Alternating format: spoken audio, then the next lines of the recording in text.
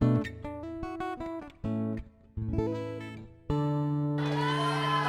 Thank you, Pastor. Thank you po, Lord. Hallelujah. Advance. Salamat po, Panginoon. Hallelujah. Lord God, sapagkat wala pong nangyayaring bagay na aksidente sa inyong harapan, niloloob po ninyong mangyari at lumapat sa tinakdang panahon ang lahat ng pangyayari sapagkat mayroon po kayong dahilan. It is for this purpose that we are gathered in this place today. May your word come to life. In Yeshua's name, Amen. Hallelujah. Thank you po, Lord God. Ang title po ng ating pag-aaralan ngayon ay, okay, nababasa niyo po ba? Okay. Maaaring hindi nyo nga po nababasa. But later on, palagay ko, mababasa ninyo. Nandyan po yan, nga lang, palagay ko nga, hindi nyo pa po nababasa. Pero pag imumulat nyo ang inyong tenga, you heard it right, pag imumulat nyo po ang inyong tenga, mababasa nyo yan. Nakaka-bless lang, ano po.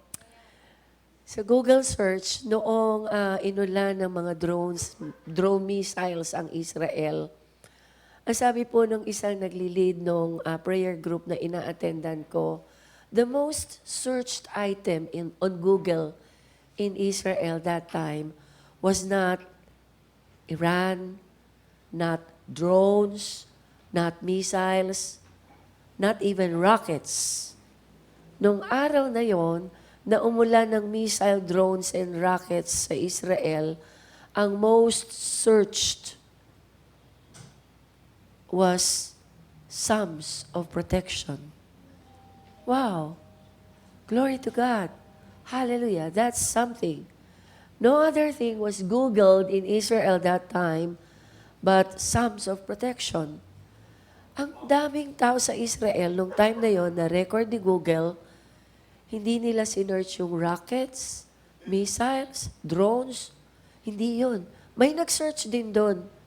Pero yung highest search during that day, Psalms of Protection. Something is happening. Something good is happening. There were a lot of people who searched His Word for protection that day. At ito po ang maganda. Ibig sabihin, tinutugon ng Lord ang panalangin natin. Wow! Hallelujah! Biro ninyo yun, ano? Yung iba siguro, Ghostbuster hahanapin. Yung iba siguro, kung kani-kanino, magna 911. Pero during that day, hallelujah, all glory to God, they are turning to His Word. And His Word is coming to life. Katulad ngayon, kahapon, wala kayong maririnig sa akin. Ang tahimik ng buong bahay namin kahapon. At glory to God, nung nag-cancel ng Bible study sa umaga, nag-cancel ng Bible study sa hapon, but the word was not silent. The word was heard. Tapos maya-maya, ang dami dumadating. May Food Panda, may Grab Food. Ang dami pagkain hanggang sa bandang tanghali, nag-chat na ako. Mga kapatid, tama na po. Sore throat lang po. The word spread out and food came in. Grabe po, wala nang spasyo doon sa table namin. Ang daming pagkain na dumating. Love was overflowing. Tapos mapapanood nila ako dito ngayon. Huwag naman sanang bawiin yung mga pinadeliver nila. May mga mystery food panda pa. Hallelujah. I thank the Lord for all the love from Jugs Gomain na nadama ko po yun talaga kahapon. Now Israel is turning to His Word. Praise God for that. Psalm chapter 4. Kasi Psalm of Protection ang kanilang hinahanap. Pakibasa nga po ito.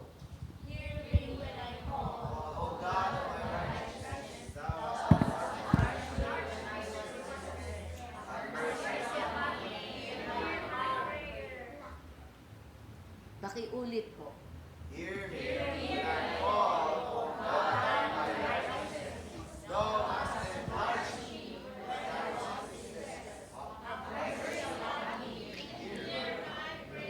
Sample Psalm of Protection. Chapter 4, verse 1. Panginoon, madinig niyo po ako. Pakinggan niyo po ako, O God of my righteousness.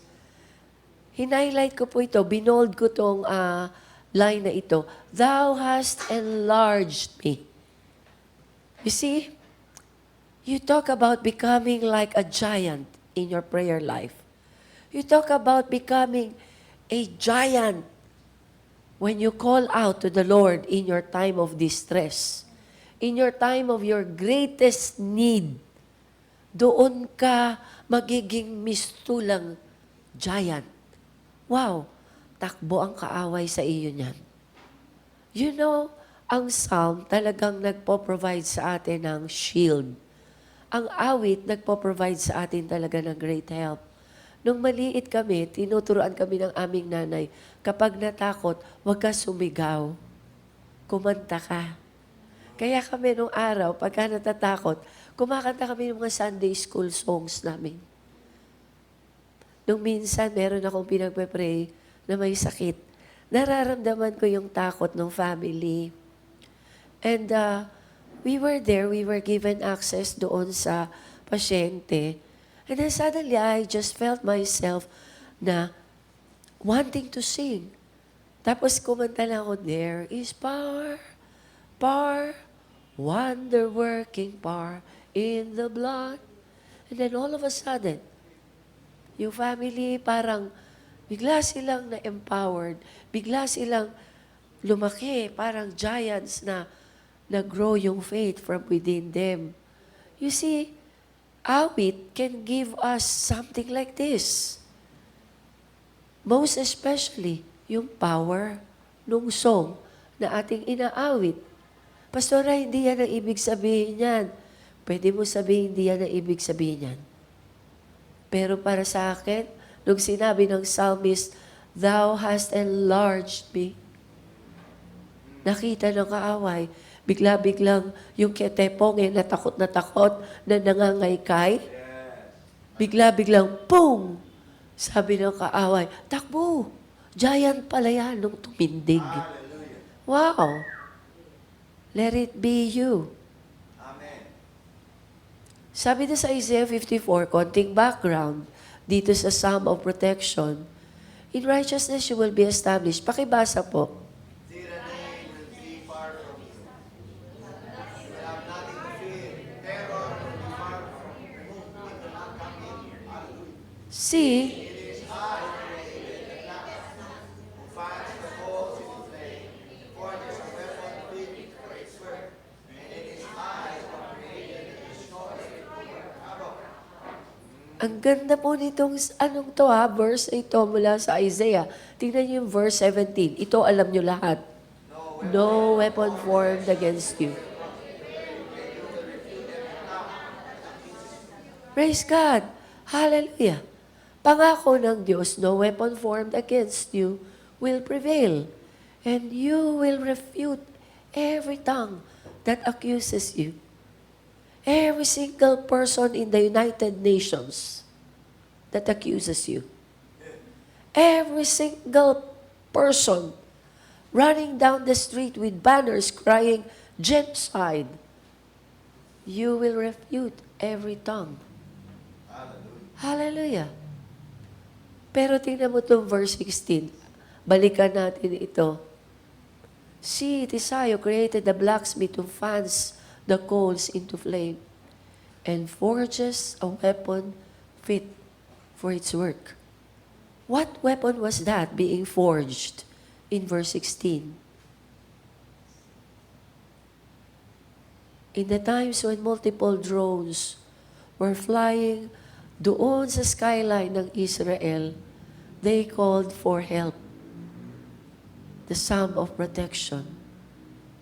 Can that be the weapon being forged here in this line? Pastora, hindi po ba weapon yan ng kaaway? Pwede mo sabihin. I love it nung nakita ko yung isang komentaristang nag-stand out yung kanyang komento dito sa verse na to. Ang dami nag-comment, weapon ng kaaway. Pero ang sabi, a weapon fit for its work. Kaya sabi ko, dadamputin ko to. Dadamputin ko ito. Bakit? May pino-forge na weapon ang Panginoon para sa'yo. Hallelujah. May pinorge na weapon, nilit up niya yung fire, pinainit niya, in-increase niya yung heat, doon sa crucible, in-increase niya yung heat, doon sa oven.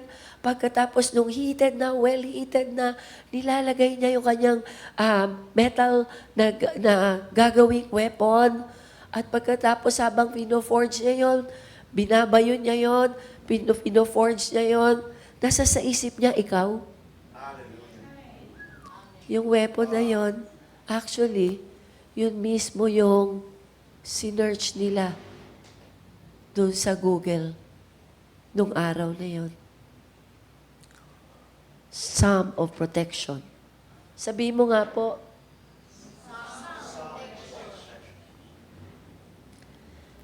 minsan, ang dami nating hinahanap to protect us. Kailangan marami kang pera sa bangko. Kailangan ang iyong bahay ay konkreto. Kailangan mayroon kang nakahanda para sa retirement. Kailangan meron kang health card. Kailangan mayroon kang insurance. Ang daming kailangan to protect you. Pero ito kakaiba, awit. God forged that kind of weapon for you and for me. Alam niyo ba, noong last na nandito ko, nagkakwentuhan kami ni Pastor Biboy after. Sabi ni Pastor, Pastora, tribe of Judah, kaya pala, ang gagamitin ng Lord sa aming evangelism ngayon, worship. Yes. Salmo. Yes. Hallelujah. Wow. Alam mo, even in evangelism, it is a powerful weapon. Amen. Awit, Amen. a song, a psalm, a weapon forged for you. Hallelujah. And every time you bring that about, you seem like a giant before your enemy. I remember that song, yung melody daw is my weapon.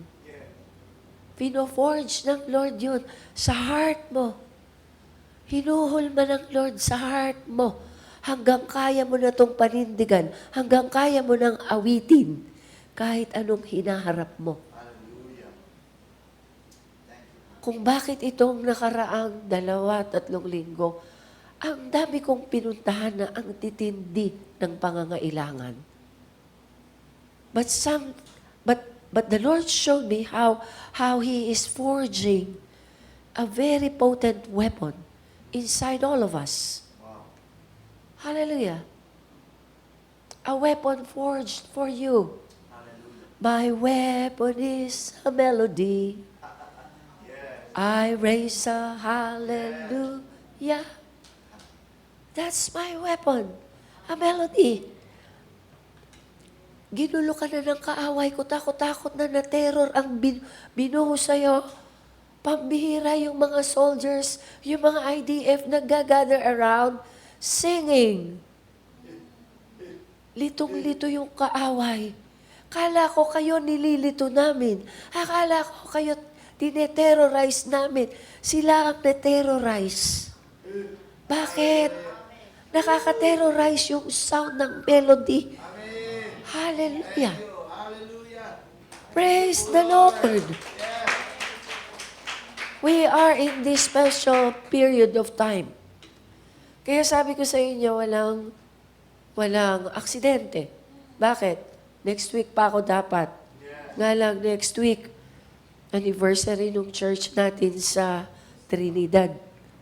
Kailangan akong naroroon. Hindi naman dahil hindi kayo mas importante, kaya kayo ang naurong. Pero naniniwala ako, importanteng andito ko sa inyo ngayon sa araw na to. Bakit? Tingnan nyo kalendaryo. Today in our calendar marks a very important episode. Importanteng episode sa kwento ng Kristyanismo. From biblical New Year to the Passover. Ewan ko kung naiintindihan nyo na to. A lot is going to happen. And a lot is already happening. Bakit? Dito sa dalawang period na ito, in between, ang daming nangyari sa Bible. Ewan ko kung aware ka doon. Sige, ito pag-aaralan natin. These next 2 weeks are critical times from the biblical New Year to Passover. It is actually a critical change of season. A critical time. Pag nagpunta ka ngayon sa YouTube, ang daming mga preachers ang nagpipreach mula pa nung bago mag-eclipse about the rapture of the church. Nakakangilo. Pero, hindi natin yon sinakyan. Nakikinig lang tayo sa Panginoon. Nagmamasid lang tayo sa kalangitan. But this I know, today is such a critical time for us, His church. Basahin po natin yung Genesis 1:15-17. Nagpapatulong ako sa inyo para na-conserve ko yung energy ng aking boses. Kasi kailangan natin itong mabasa dahil maglalagay ako ng onting pundasyon para mas maunawaan natin yung ano yung dalawang period na yun na sinasabi ko. Sige po, pakibasa po ito.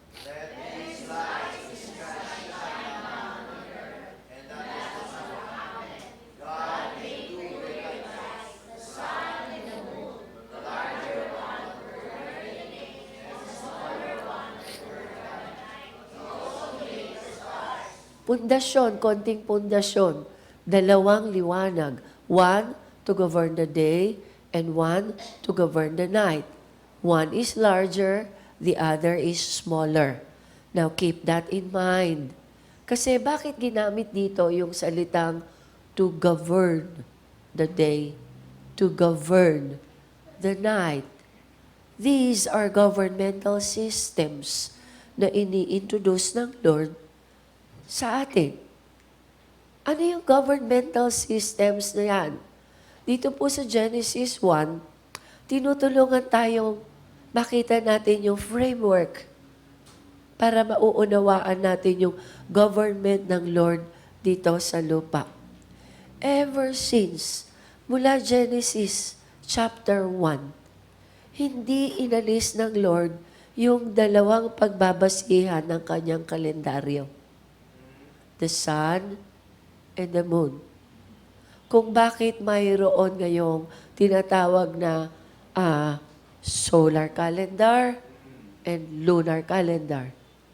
Sino gumagamit ng lunar calendar? Sino gumagamit ng solar calendar?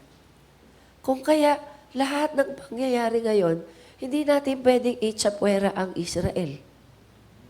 Kasi mula pa umpisa, ini-establish ng Lord sa atin, magkaroon tayo ng understanding. Paano niya kinokonduct ang government niya dito sa lupa? Simple lang naman. Simple lang naman po yun. Pagdating doon sa Exodus chapter 12, nagkaroon ng shifting. Well, alam natin to. Genesis 1 hanggang Exodus 11. History yan. Exodus 2, Exodus 12 onwards. May bagong pinaumpisa ng Lord. That was the reset for Israel. The first month nung Exodus 12 of the biblical year is Nisan. The Hebrew month Nisan is Aviv. Tinawag yun ng Lord their new beginning. Pastora, di ba Nisan ngayon? Huwag ka magpadali. Ngunguyain muna natin yan. The first month of the biblical calendar is the first month of spring. Therefore, yung New Year sa kanila, actually, ay sa spring. Bakit po meron tayo sineselebrate ng fall? Nung nag-reset ang Lord sa kanila sa Israel, sinabi niya to, Exodus 12. Tingnan natin. The Lord said to Moses and Aaron in Egypt, "This month is to be for you the first month of your year." So there goes the reset. Nakita niyo po? That is the first month of the year. That was the month of Nisan. Abib, yun yung Hebrew month. We are actually stepping into New Year. Bakit? April 22, bukas, is Erev Pesach. Count 8 days hanggang April 30, magsa-celebrate ng Passover. Kaya, bukas, start na ng New Year. Kasi sinabi ng Lord, sabihin mo sa kanila, mag-uumpisa kayo at ito ang umpisa ng inyong taon. I hope you are getting this. April 22 is Erev Pesach. Pagtundag natin sa Exodus chapter 40, they left Egypt ng Passover. Alam natin yung kwento. I-conserve na natin yung boses ni Pastora. Fast forward tayo.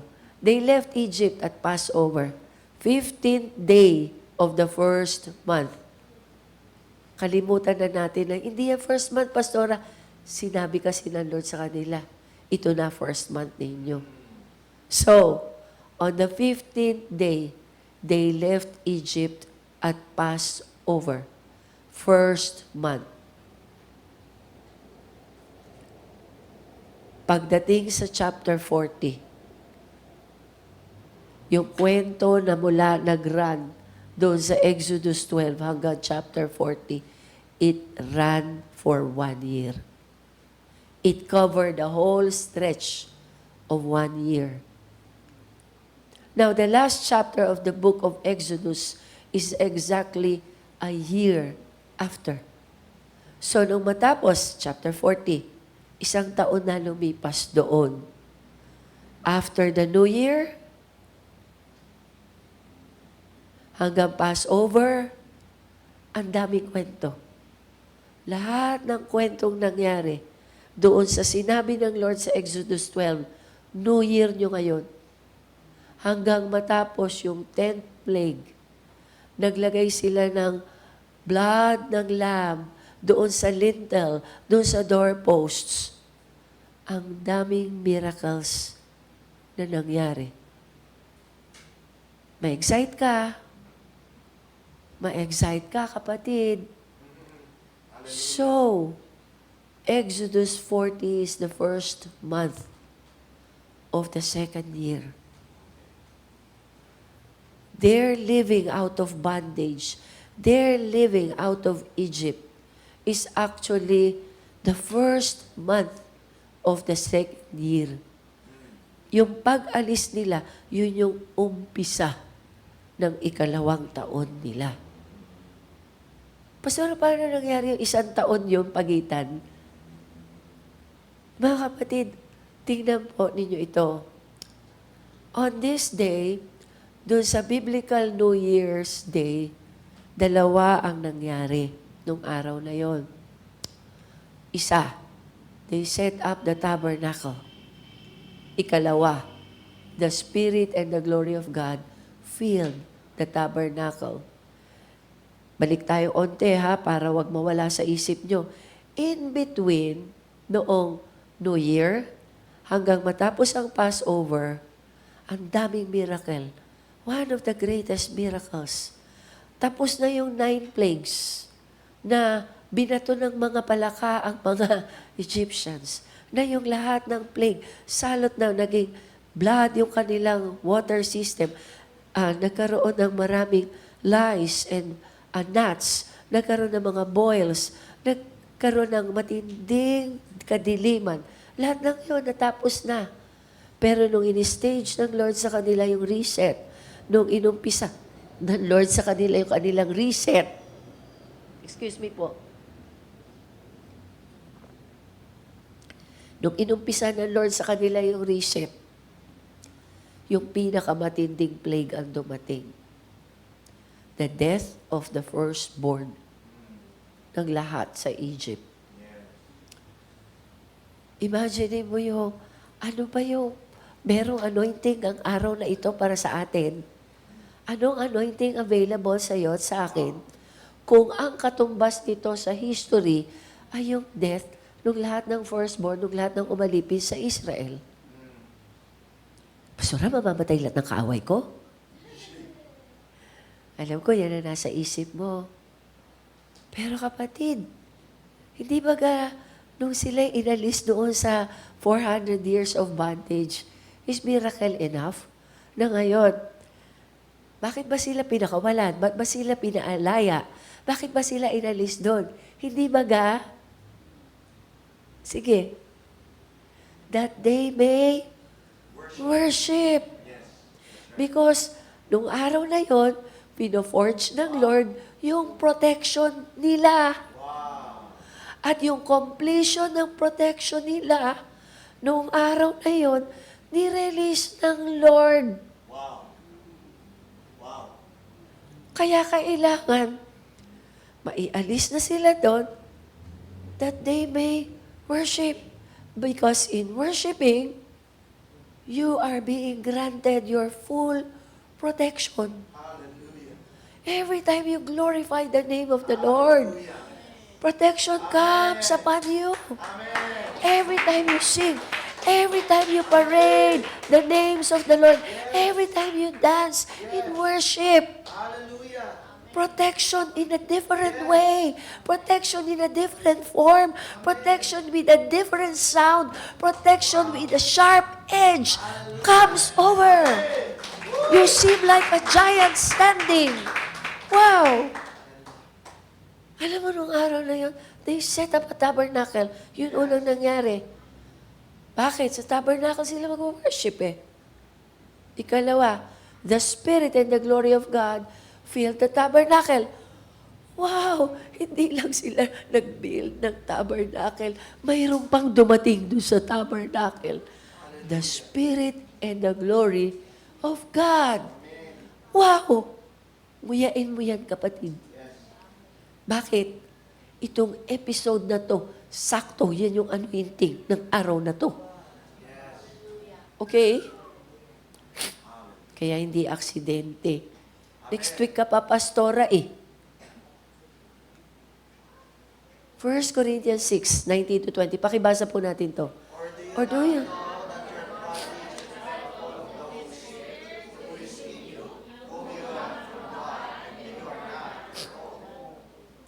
Nakikita niyo ba itong verse na ito from the New Testament? Kung ang nangyari noon, they built the tabernacle. At dahil sa New Testament, yung body mo ang tabernacle. Wow! Ibig sabihin, yung pinakamatinding expression, manifestation, strength ng glory, dito sa tabernacle na to, magmamanifest. Wow! Hallelujah! Sabi ko sa inyo, dami kong na-encounter no, past 2-3 weeks na ang daming mga kakaibang pangyayari. Merong isang kapatiran, yung kapatid niya na aksidente. Aksidente yung kapatid. Pagdating sa ospital, sabi, comatose. Sabi nila, Pastor, tulungan niyo kami manalangin. Hindi siya comatose. Sige, mananalangin tayo. Pagtingin uli ng doktor, hindi siya comatose. He's just in deep sleep. Tapos sabi nung kapatiran natin, Pastora, pwede nyo bang pag-pray? Sige, magpe-pray tayo. Kahit ano lang, telepono lang. Pagtawag namin, kinakausap ko siya. Alam ko, naririnig mo ko. Nagpakilala ako. Ako si Pastora Cynthia. Pastora ako ng kapatid mo. Baka hindi mo pa ako kilala. Pero pastora ako ng kapatid mo. Mahal na mahal ka nila, kaya tinawag nila. Kami lahat ngayon nakapaligid sa iyo. Papag-pray ka namin. Ilalapit ka namin sa Lord. Makinig ka. Pagkatapos namin pinag-pray, kinausap ko siya. Sinabi ko yung pangalan. Hindi kasi ako nakapagpaalam na ikikwento ko ngayon to, pero binanggit ko yung pangalan. Halimbawa, itago natin siya sa pangalang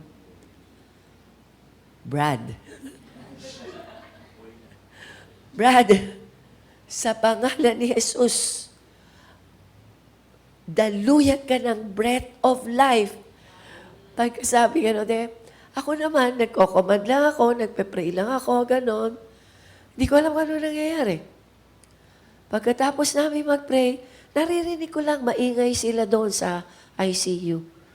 Pagkatapos noon, maingay sila, parang nakalimutan na nilang andito ko Pagkatapos ay ko, sige, tawag na lang ako uli. Pagkatapos tawag uli. Pagtawag sa akin, sabi, Pastora, pwede po ba natin i-claim ito? Sinend niya sa akin yung verse na ang mga elders ay tinatawag at pinapahiran ng langis ang may sakit. So sabi ko, alam mo ba, na pagka-pray ko, tinatanong ko ang Lord, papupuntahin niyo po ba ako doon, Lord? Taga San Pablo sila. Pagkatapos sabi ko, Lord, papupuntahin niyo po ba ako doon? Pas bigla niya sinend yun.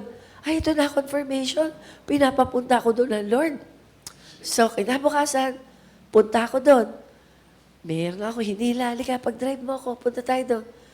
Pagdating doon, Pastora, kasi po ito lang po gumagalaw sa kanya. Pero nung nagpe-pray po tayo, Pastora, bigla po siyang tumuwi, tapos tinulak po niya yung paa niya, tapos yung dalawang paa niya po, gano'n na gano'n. Tapos po yung ulo niya, ganyan po siya, ganyan. Kaya lang po namin naririnig po niya prayers natin. Sabi ko, Amen, Hallelujah. Thank you po, Lord. Kaya ako nagpunta rito, iaanoy natin ng oil. Opo, sana papasukin tayo sa ICU. Pinapasok kami sa ICU. Pagdating doon sa ICU, pinahiran namin lang langis. Dahil may kasama pa akong ibang mga pastor, hindi nagte-take turns kami kasi isa-isa lang pwede pumasok Pag ano na ganon, sabi ko, ako yung nag-pray sa iyo nung isang araw at dito na ako ngayon. Sabi ko, ganyan, papahira ka namin ng langis. Kung naririnig mo kami, itulak mo yung paa mo, tulak siya ng paa. Hindi kami, Lord, sige po. To cut the long story short, nung araw na yon, ang dami siyang ginawang kakaiba doon sa taong yon. Kaya yung buong family, sobrang iyakan sila. Di nila alam, may dala akong communion elements. At tapos nandun kami sa grounds ng hospital. We spread a table. You see, yung Psalm 23, you spread a table before in the presence of my enemies. Tapos yung mga kamag-anak incorporated, we gathered around and we broke bread. Sabi namin, hindi naman po kasi kami ang nagpapagamot. Wala po kaming kinalaman. Hindi po kami nagpapagaling. Wala po kaming kinalaman doon. Pero tayo po lahat, pwede tayo manalangin dahil yung piraso ng tinapay na to, sinisimbolo na to, pinagbayaran na ng Panginoong Hesus lahat ng kagalingan sa karamdaman. Hindi ko alam kung ilang religion ang represented doon sa ground na yun during that time. Pero ito isang bagay. Merong isang babae naka-cream. Hindi siya white na white. Sabi nila cream. Na dumaan. Pagkatapos sabi niya, pagdaan niya, okay na siya. Magaling na siya. Praise the Lord. Pagkatapos, biglang nawala yung babae. Ilan yung nakakita? Bakit? Nakita mo ba yung babaeng nariyan kanina na dumaan na gano'n? Tapos sabi ko, ako lang hindi nakakita. Kailan nakakita? Ako lang po hindi nakakita. Hanggang sa isang araw, after ilang days, aalisin na siya, naka-intubate siya Aalisin na. Sabi ng doktor, di natin alam kung makakahinga siya on his own. Tapos inalis. Nakahinga on his own. Hanggang ngayon po, he is fighting. Inalisan siya ng hindi na siya naka-intubate ngayon. And he is breathing on his own. For he received the breath of life. Amen. Hallelujah. Sabi ko, Ang grabe ang tinitingnan ng Lord dito, yung faith ng dalawang magkapatid. Alam mo yun ang tinignan ng Lord? Sabi ko nga, napaka-pure naman ang heart ng mga ito. Napaka-pure ng heart. But that was a different experience for me because I knew during that time, was I a spectator? Or was I a participator? Sabi lang ng Lord, ito yung time ng extreme glory ko. Kaya kung kaya mong maniwala for the extreme, bring your faith to the extreme. Hindi ka mapapahiya. Amen. Amen. Di po ako nahihiya pagka ganun kasi hindi naman tayo yung nagpapagaling. Yes. Ang Lord. Sabi doon sa NPG, extreme glory. This tabernacle is being set up for extreme glory. In this now, the tabernacle is being built in history, way, way back in the history of Israel. The tabernacle that was set up, hinanda yun for extreme glory. Dito sabi ng NPG, tinuro sa atin, this tabernacle is being set up for extreme glory. Sabihin mo, this tabernacle is being set up for extreme glory.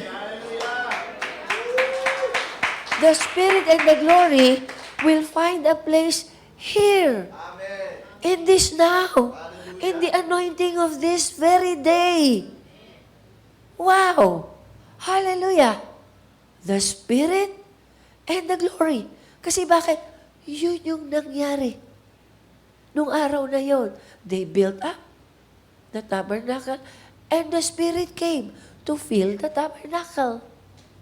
So hindi wala tayong ipagmamalaki on our own. It is the empowerment of the Holy Spirit na nasa atin. Ang ganda ng tinuturo ng Sunday school teacher kanina. Nung na-born again ka, binigay na sa'yo lahat. Hallelujah. Hindi lang natin na-acknowledge eh. Yeah. All the golds and silver has been weighed. Wow. Hinanda na, tinimbang na, lahat ng gagamitin para doon sa tabernacle. Nire-re-establish ng Lord yung katawan na yan. Bakit? Bakit? Ito na yung panahon for extreme glory. He is ready to rebuild that temple. Hallelujah. Wow! Yes. Amen. Hallelujah! Nanggaling ako sa Tebok nung isang linggo. Sabi ni AccuWeather, kaya accurate weather. Whether you like it or not, sabi nila, it is accurate. Sabi ni AccuWeather, yung time ng dating namin, 42 degrees. Sabi ko, wala pong 42 degrees. Kasi uubuhin po kami pag nag-42 degrees. Sabi ko, Lord, pagdating po namin, makulimlim po at mahangin. The Lord is rebuilding this temple. Kaya kailangan makisama yung paligid mo. Not only in Kalamba, pati sa Tabuk. Sabi ng mga tao sa Tabuk, hindi mo na maintindihan. Pero isang linggo na po, may sipon at ubo na lahat ng tao dito. Sobrang init. Pero bukod tangi ngayong araw na to, makulimlim at mahangin. Hallelujah! Hindi naman dahil favorite tayo ng Lord, kundi dahil hiningi natin sa Lord. Amen. Wow.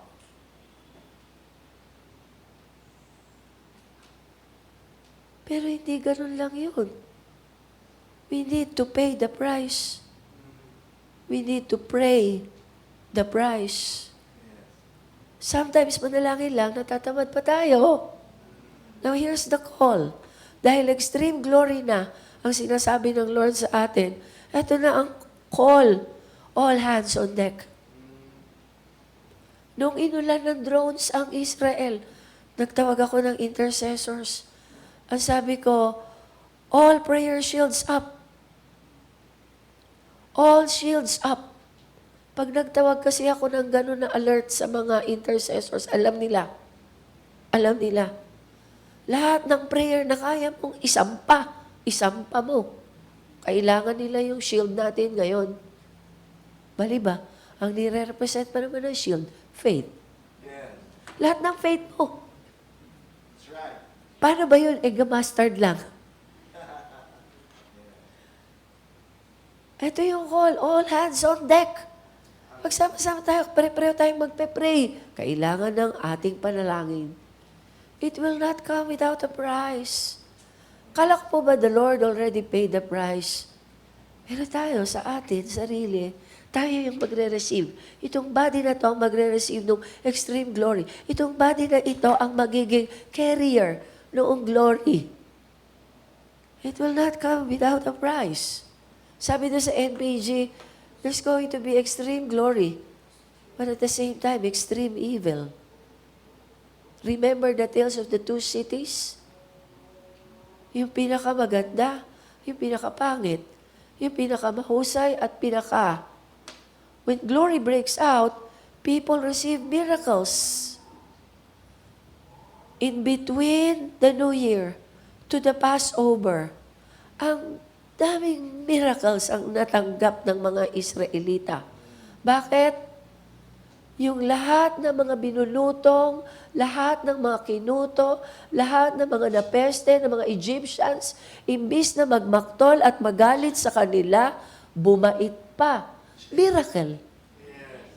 Lahat ng nagmamaltrato sa kanila at nagsasabing, gawa niyo ako ng hollow blocks, gagawa kami ng building. Yung lahat ng yon, bigla-biglang, anong gusto mo? Ibibigay ko. Nabaliktad. When glory breaks out, people receive miracles. Amen. Wow. The other day, yung sinasabi ko sa inyo, pinag-pray namin, tumawag yung kapatid, Pastora, nagdilat na po siya ng mata. Hallelujah. I was there nung ang doktor nandoon, sabi nung doktor,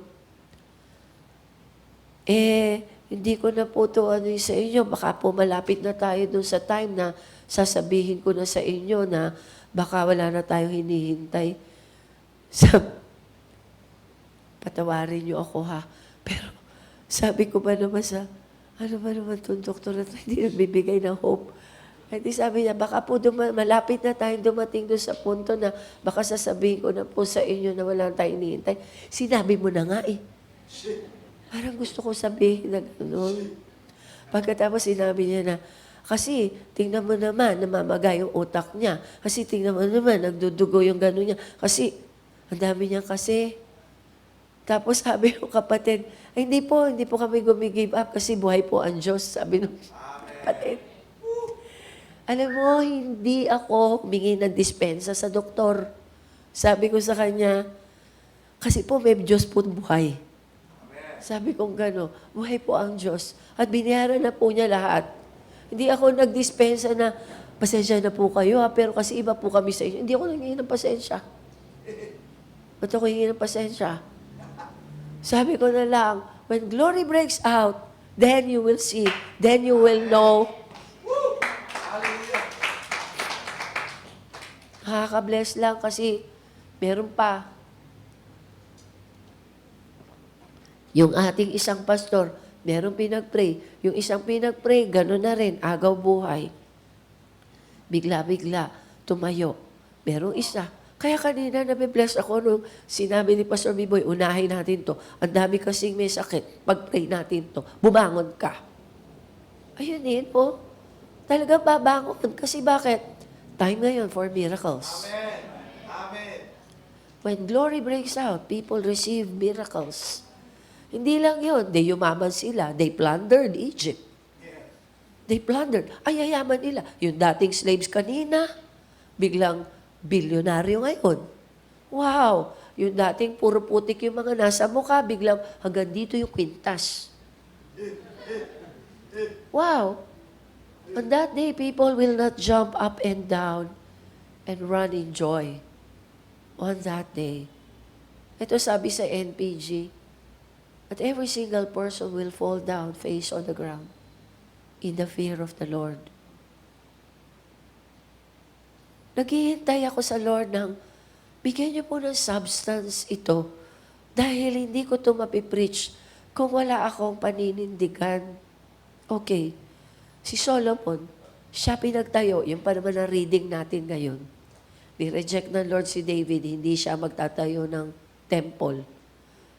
Sabi, kasi man of war ka eh, ang daming blood dumanak sa'yo. Hindi ikaw, yung anak mo si Solomon. Nung si Solomon magtatayo ng temple, ano hiningi ni Solomon? Wisdom.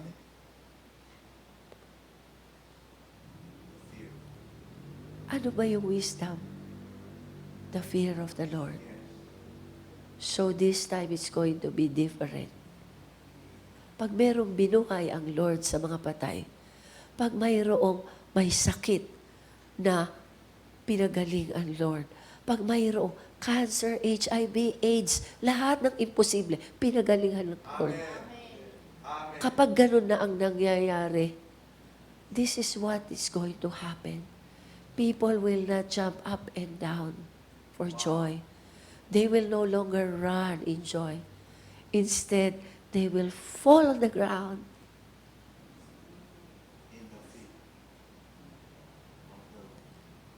and acknowledge the power of the living God. People will be so full of wisdom. They will be filled with wisdom because that's the beginning of wisdom, the fear of the Lord. Solomon asked for it when he was given the crown and the scepter. Hindi mabibuild ang temple kung walang fear of the Lord.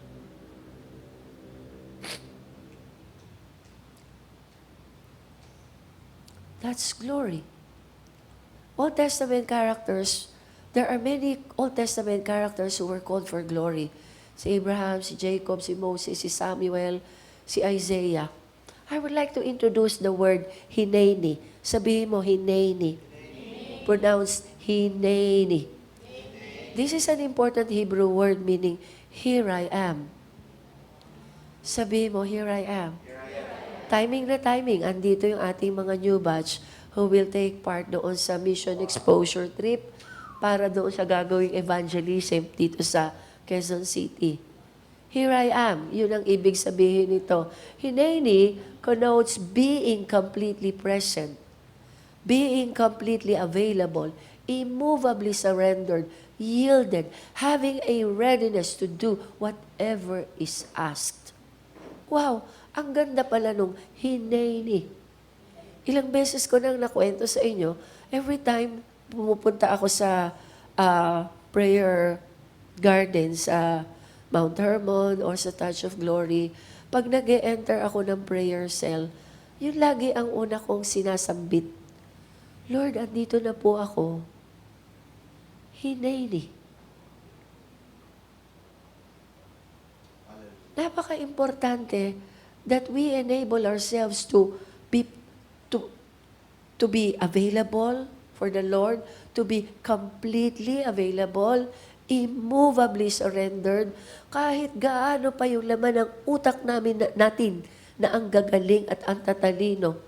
You will simply put them down, bring them down before the Lord, and make yourself available. Kung ano papagawa ng Lord. Ang dami namang strategies sa evangelism. Bakit naman kayo mag-aawitan?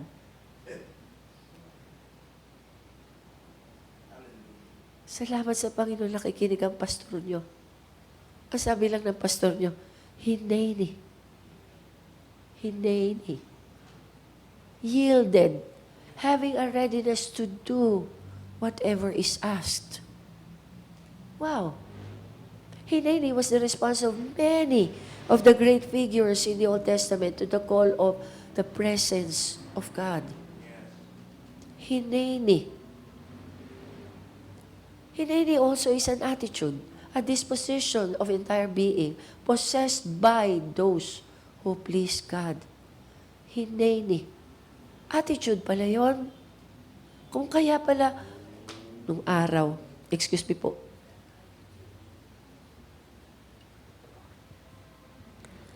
nung araw, pagka tinatawag ng magulang ang anak, bawal mo sabihin, bakit po? Halimbawa, tinawag, Cynthia. Sasabihin ng nanay ko, Cynthia. Po. Yun lang ang pwede mong isagot. Bakit ngayon? Pag tinawag, Cynthia, bakit po? Aba, pumunta ka muna rito. Bakit mo ako tatanungin nanay mo ko? Sampigahin kita. Alam mo yun? Kung andun si Sister Tess, sasabihin ni Sister Tess, tatampaling kita. Pambihira. Halika dito, Sister Tess. Hinay is an attitude. You present yourself readily, surrendered completely unto the Lord. It is a disposition of entire being. Disposition yun. Yung gawin mong available ang sarili mo sa Lord. Hindi ka magtatanong, magde-deploy na tayo ng mga NBSPT. Saan po? Batuktukan kaya kita. Last SPT, may 2 akong pages ng white paper. Paglapit ko na, nilagay ko doon sa lectern. Paglagay ko sa lectern, natatakot kayo, no? Kasi the last time I did this, nag-iyakan sila dahil deployment. So, naglagay ako doon. Sabi ko, kailangan akong magtawag ng mga mag-e-enroll na kasi we are now opening enrollment para doon sa VMTC. Sino sa inyo ang binibigyan ng Lord ng tinatawag ng Lord sa Visayas? So nakaganyan lang ako. Di ako tumitingin sa muka. Iniwasan ko yung mata ko, merong mahit na mata rin. So, nakaganon lang ako. Tapos meron tumayo, hindi ko tinitingnan, pumirma. Narinig ko lang ang sabi niya, Pastora, kami na po mauuna. Pumirma. Mamaya, hanggang saan tagal na, may tayo na puno. Sabi ko, paano ngayon niya wala na sa Luzon? Kasi lahat pumirma sa Visayas.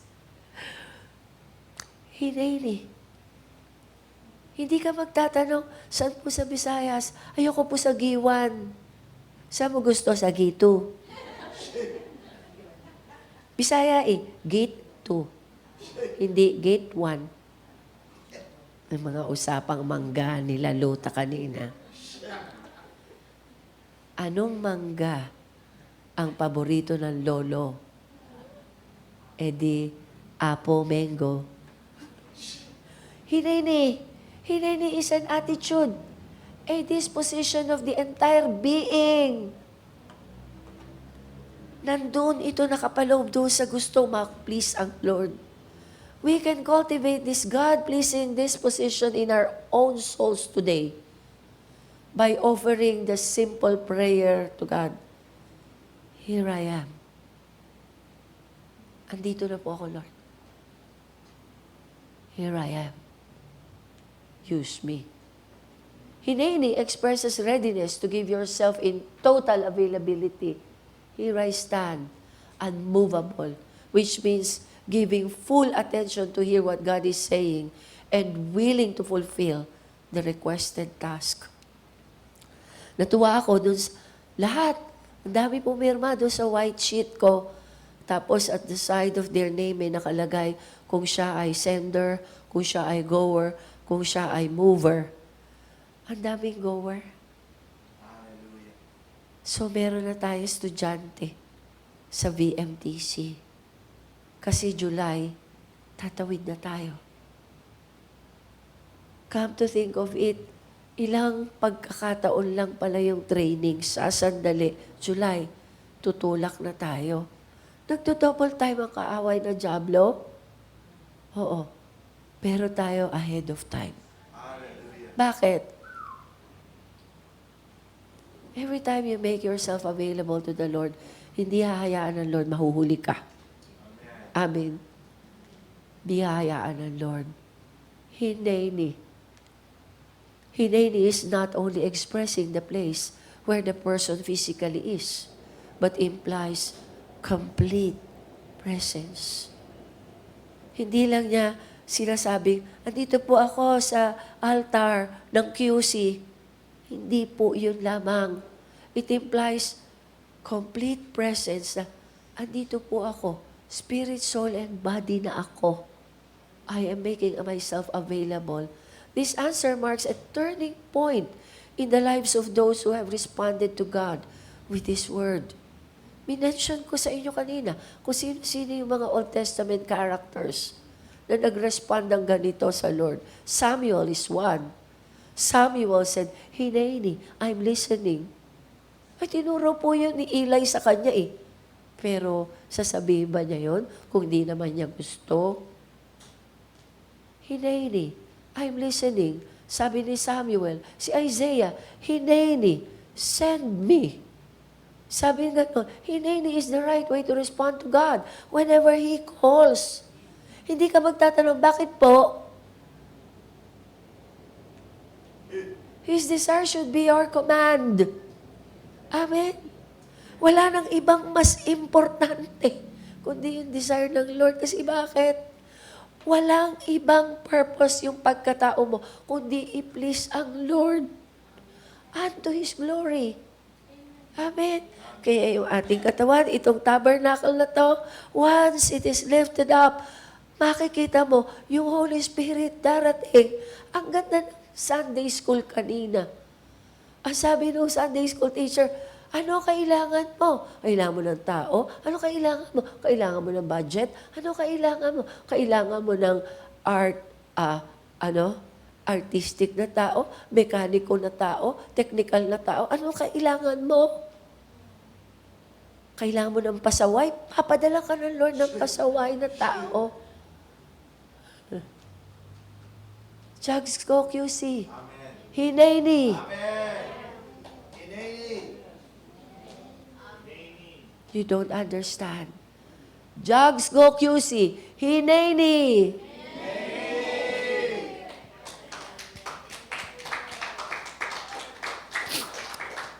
Jugs go QC. Jugs go QC. Jugs go QC. Jugs go QC. Kayo po na nasa online. Can you hear your name? Can you hear your name? Iisa lang po ang hihintayin ng Lord na tugon sa atin. Hineni. Here am I. Sabi ko sa inyo kanina, bakit hindi nyo mabasa? Kasi kakulay nung template. Pero ngayon, lagyan natin ang kulay. Hineni.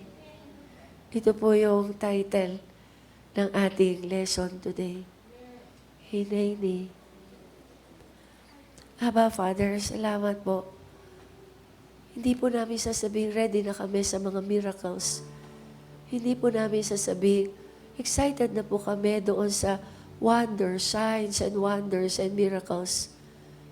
Hindi po namin pinipresenta ang sarili namin dahil excited kami doon sa yayaman kami, dadami aming pera, magkakaroon kami ng kotse, bye. Hindi po kami ma-excite lamang. It is a principle. Whether we like it or not, we will be blessed. That's the truth. Whether we like it or not, it will follow. It will follow. The enemy will be greatly disposable for us, unto us. At dahil po doon, Lord God, babalik na rin niyo po. I-reverse niyo po yung lahat ng dati from slavery, O Lord God, to kingly.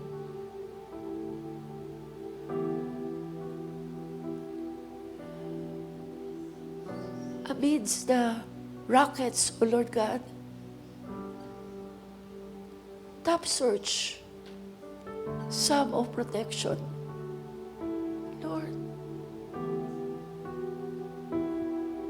umiiyak yung aming puso sa kagalakan. Dahil ganun pong hangganan pinakita ninyo. Gaano kayo kaseryosong tinutugon ng aming mga panalangin. Salamat po. But Abba Father, since the covenant did not stop sa kanilang gates, here we are. Hineni. Hineni, Lord. Hineni, we are ready for you.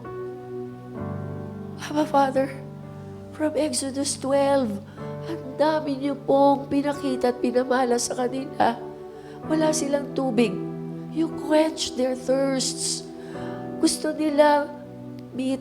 Gusto nila shawarma. Nagkaroon ng quail magathon.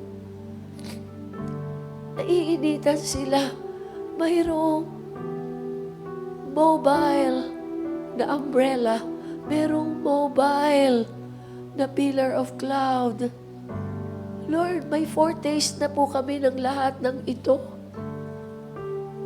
At Lord, isa pa, whether we like it or not, it is a principle. Pag iniwan namin yung point of slavery, pag iniwan namin yung place of bondage, ita-transfer niyo po yung wealth. Wealth will be transferred from the wicked to the righteous. Abba, Father, maunawaan po ng bawat isang naririto ngayon kung gaano kahalaga na naririnig nila ang tinig mo po ngayon. Kasi ang tinig niyo po tumatawag sa aawit. May bago po kaming awit, Lord God. Meron po kaming bagong awit. At dahil dito, Lord God, naniniwala po ako. Mayroon po kayong bagong tinig. Bagong siya, bagong ako, bagong kami na magpipresenta sa inyo. Hineni. Hineni. Lord, sa lahat ng nasa online na nangangailangan ng healing, siya po na unang nagsabi ng hineni sa inyo, your beloved Son, who gave His life for us all. Dalawang buhay ang binigay niya sa amin. Buhay na walang hanggan at buhay na walang karamdaman dito sa lupa. Lord, He paid the price. By His lashes, we received our healing. Let them receive right now. Let them receive right now their healing from you by the authority of the name of our Lord Yeshua. Let them receive. If there is anybody in this place in need, may pangangailangan ka, meron kang bibilin, meron kang babayaran, receive your provision. Receive. Kailangan mo ng provision, meron kang investment, receive. Receive. Hallelujah. Thank you po, Lord God. Hallelujah.